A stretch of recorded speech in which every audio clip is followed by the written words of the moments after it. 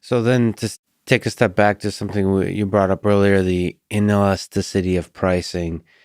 Uh, is it from a perspective of the dealers, whether we're talking about cigarettes or maybe venturing slightly into the illegal realm, of people who sell drugs illegally? They also have an economics to them that they set prices and all those kinds of things.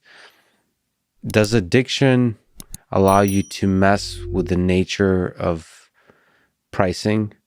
Like, so I kind of assume that you meant that there's a correlation between things you're addicted to and the inelasticity of the price. So you can jack up the price. Is there Right. something interesting to be said both for legal drugs and illegal drugs about the kind of price games you can play, um, because the consumers of the product are addicted?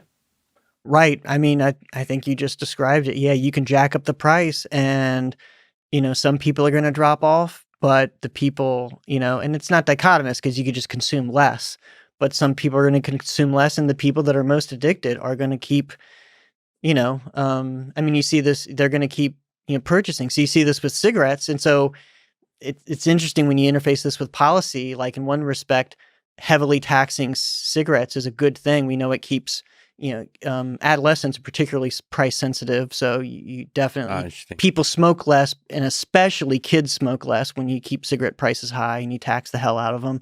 But one of the downsides you've got to balance and keep in mind is that you disproportionately have working class, poorer people, and then you get into a point where someone's spending, a Yeah. quarter of their paycheck on So they're gonna cigarettes if smoke they're no a matter heavy. what, and basically because they're addicted, they're gonna smoke no matter what, and you're just, yeah, you're taxing their existence.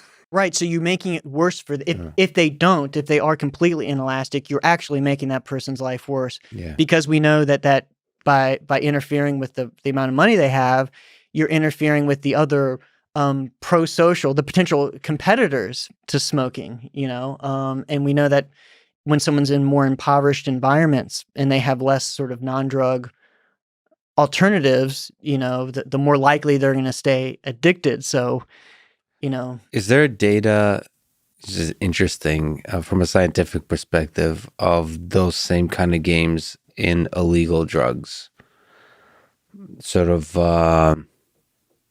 because that's where most drug, I mean, I don't know, maybe you can correct me, but it seems like most drugs are currently illegal. And so, but there's still an economics to them, obviously. Right. That's the drug war and so on.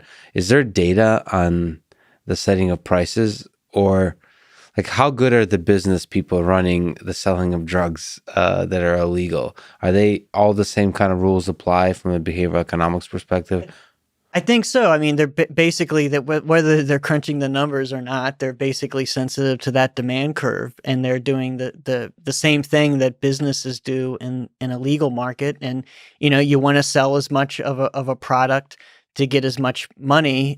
You're looking more at the total income. So if you jack the price a little bit, you're going to get some reduction in consumption, but it may be that the total amount of money that you rake in is going to be more then it's going to overcompensate for that. So you're willing to take, okay, I'm going to lose 10% of my customers, but I'm getting more, more than enough to compensate from that, from the extra money from the people who still are buying. So I think they're more, and especially when we get to the lower, I wouldn't be surprised if people are crunching those numbers and looking at demand curves, maybe at the, at the really high levels of the, up the chain with the Right. cartels and whatnot. I don't know. That wouldn't surprise me at all, but I think it's probably, more implicit at the lower levels where, Right.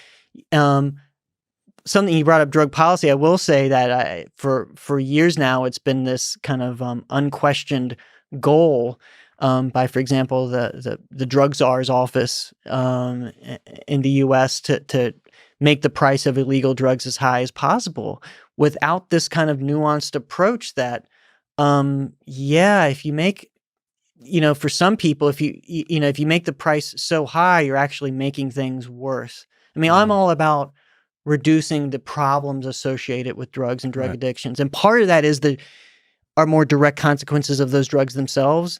But a whole lot is what you get from indirectly and sort of the in, both for the individual and for society. So like making a poor person who doesn't have enough money for their kids, making them even poorer. So now you've made their children's future worse because they're growing up in deeper poverty because you've essentially levied a tax onto this person who's heavily addicted. But then it's at the societal level, so everything we know about the drug war in terms of the heavy criminalization and filling up of prisons and reducing employment and educational opportunities, which in the big picture we know are the things that in a free market compete against some of the worst problems of addiction, is actually having educational and employment opportunities. But when you give someone a felony, for example, you're pretty much guaranteeing they're never going to go very high on the economic ladder. And so you're making drugs a better reward for that person's future. So this is a quick step into the policy realm. And I think for both you and I'm not sure, you can correct me, but I'm more comfortable into studying the effects of drugs on the human behavior and human psychology versus like policy. It seems like a whole giant mess, but